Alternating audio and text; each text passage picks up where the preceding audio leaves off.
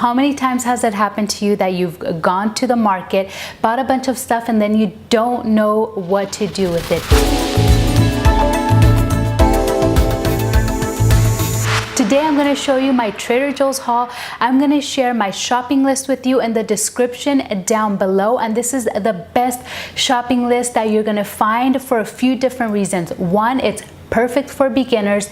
It's very budget friendly. Using the ingredients that I bought today, I'm gonna make meals that are less than $5.75 per meal, and that comes out to less than a quarter pounder combo from McDonald's. I'm also going to share those recipes with you so you can follow along and make them yourself, because how many times has it happened to you that you've gone to the market, bought a bunch of stuff, and then you don't know what to do with it? If that's happened to you before, leave a comment down below. I know it's happened to me many times before. So welcome. Now I'm gonna go ahead and start unbagging.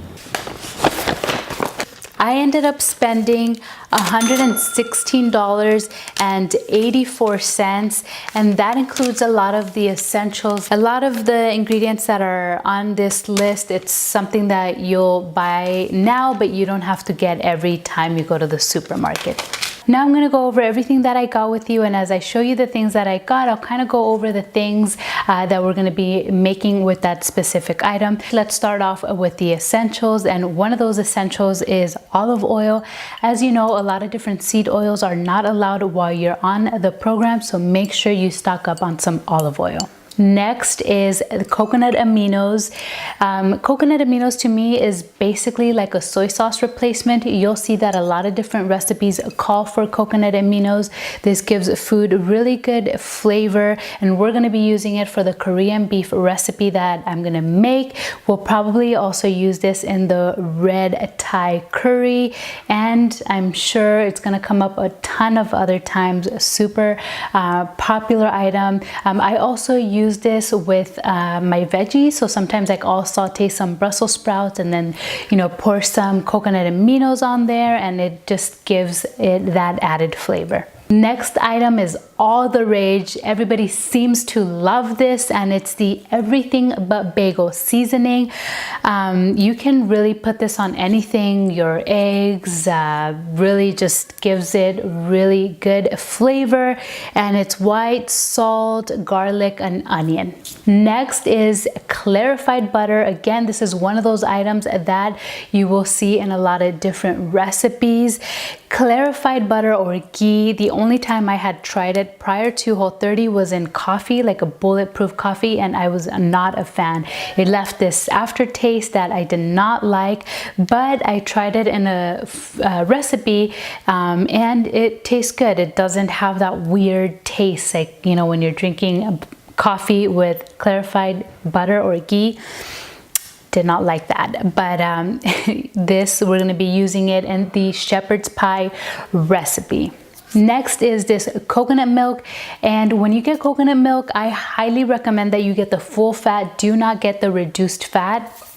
We're going to use this in our red Thai chicken curry, and if you end up getting the reduced fat, it's going to be really watered down as opposed to just full fat. It's really rich and flavorful. You can also use this in your coffee. Now, a really popular question when people start Whole30 is, what can I put in my coffee if I can't put milk and sugar? Well, the replacement for the milk can be this. Or you can use store-bought nut milks. There's coconut milk that is compliant, almond milk, cashew milk, but of course make sure you read the ingredients, because many of those milks have added sugars and other ingredients that are not compliant. Personally, I do not like any of the store-bought nut milks. I've tried all of them and they're just really watered down for me, and they taste like cardboard, so I like to make my own. And in the description down below, I'll link a video where I show you how to make your own cashew milk. It's really easy to make. Like, once you realize how easy it is, you're probably not gonna wanna go buy the store-bought milk. I like the cashew milk because it's really rich, just good flavor all around, not like these watered down store-bought milks that have a ton of ingredients and they're just not good. So you can use this for your coffee, you can buy store-bought nut milks for your coffee, or you can make your own. Next on our list is this almond butter. I love almond butter. I like to have it with my, with a banana. Also, sometimes people do not like eggs for breakfast, and you can use this almond butter with like a almond butter toast, and the toast we would be using the sweet potato. I'll definitely make that for you all so that you can try it. So this also essential for me. Next is I got this tomato sauce. We're also going to use this for our red chicken curry. Before I go into the veggies, I'm going to show you all the meats that I got. So I got ground beef, and I love ground beef for so many different reasons. One, it cooks fast. It's so full of flavor, and it's so versatile. I like to have it for breakfast, for lunch, for dinner. It's also one of those meats that if I store in the fridge and I reheat, it tastes good to me still. Chicken, not so much. I don't like reheated chicken, but with ground beef, really, really good. And the ground beef, we are going to be using it in a shepherd's pie. We're also going to make our Korean beef, and I'm going to make a roasted ground beef butternut squash and egg bowl. And I've actually made that before, and if you're starting off your Whole30, I highly recommend that you kick off Whole30 day one breakfast with that recipe. It's really good. It keeps you full, satisfied, and I have made that before, so I have that recipe on my channel, and it's going to be linked below. All the other recipes that I'm going to be making, if you're watching this on the day that this video is released, the recipes won't be up for a few days, but if you're watching this in the future, the shepherd's pie, the ground beef butternut squash and egg bowl, the red Thai chicken curry, all of that stuff is linked below. Now moving right along, I got these Applegate organic beef hot dogs, and again, one of those meals that you can just have, easy to make. You can just warm up a hot dog or have hot dogs with eggs, or just, one of those times when you don't really feel like cooking.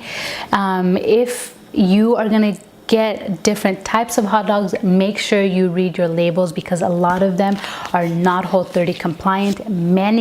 Many hot dogs have added sugars, nitrates, phosphates. They have a lot of additives, so make sure you read your labels. That is a big tip. If you're just starting off Whole30, always make sure you read your label. And once you start doing that, you're going to be shocked to find that so many foods, I would say the majority of our foods, have some sort of added sugar or a preservative that's not good for us. So make sure you read your label. And to stay on that topic, I also got these oven roasted deli meat. This has organic turkey breast, water, and salt.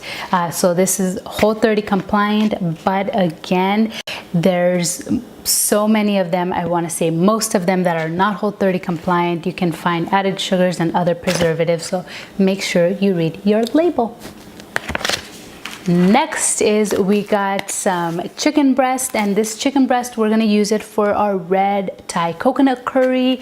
We can also make salads with this.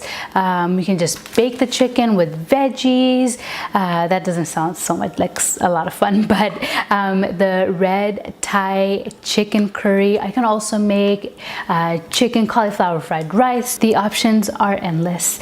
So that's what we're going to do with the chicken. Now moving right along to the veggies. I think this is a tricky one because a lot of people don't like veggies, but if you do, if you like veggies, or if you have a veggie that you like, leave a comment down below. Let me know what your favorite veggie is, and I will make recipes using that. If you don't have a favorite veggie, if you don't like veggies, trust me, by the time you're done with Whole30 or midway through Whole30, you are gonna find veggies that you like and that you enjoy. With that said, my fave, I love butternut squash.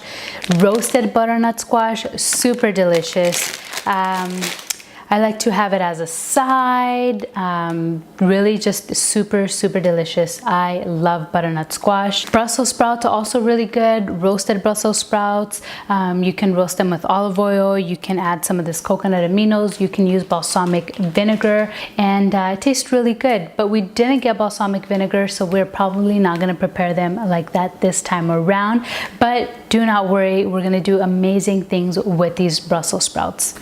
Next, we got 2 different types of cauliflower rice and riced vegetable medley. I really try to incorporate as many veggies as possible with every meal, so I try to get creative, and having that cauliflower rice or that rice veggie medley is a super easy way to just make yourself feel like you're having rice and also having veggies at the same time. So love these medleys. Next, broccoli.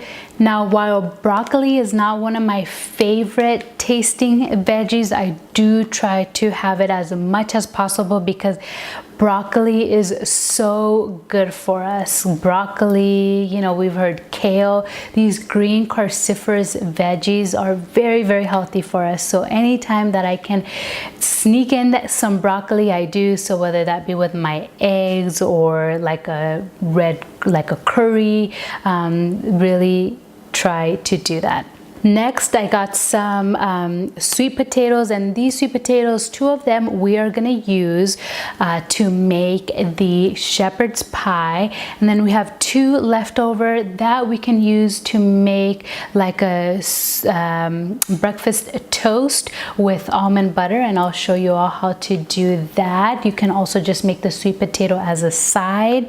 I love sweet potatoes. If you don't like sweet potatoes, you don't have to use sweet potato for the shepherd's pie. You can use the russet potatoes, get the potato that you like. Also for the shepherd's pie, I got some thyme and this awesome mix that's ready to go. So the shepherd's pie, we're gonna need 2 celery stalks, we're gonna need some carrots and onion, and it's so nice that all of that is already packaged in this nice little container. It's packaged, it's chopped, and it's ready to go. So this we're gonna use for the shepherd's pie as well as the thyme. Next, I got some red bell pepper. Again, red bell pepper, very healthy, and that we're gonna use for the red Thai curry. I'm almost done here. The next thing is bananas. I like having bananas around. They're really tasty.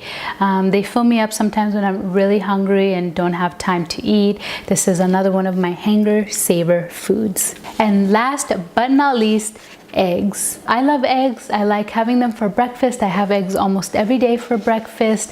I also like it as a topping, and eggs are also one of my hanger saver foods. Sometimes if I don't have time to cook, I'll boil some water, throw in an egg, cook it for 7.5 minutes, and that's it. It's ready. So it's an easy thing to make, very effortless, and it has a lot of protein. So I always have eggs in my fridge, and typically for breakfast. I forgot to mention garlic and chopped onion. So pretty much with everything that I make, I almost always put some onion and garlic. This is already peeled, the onion is already chopped, and I like to get them like this because it just saves time.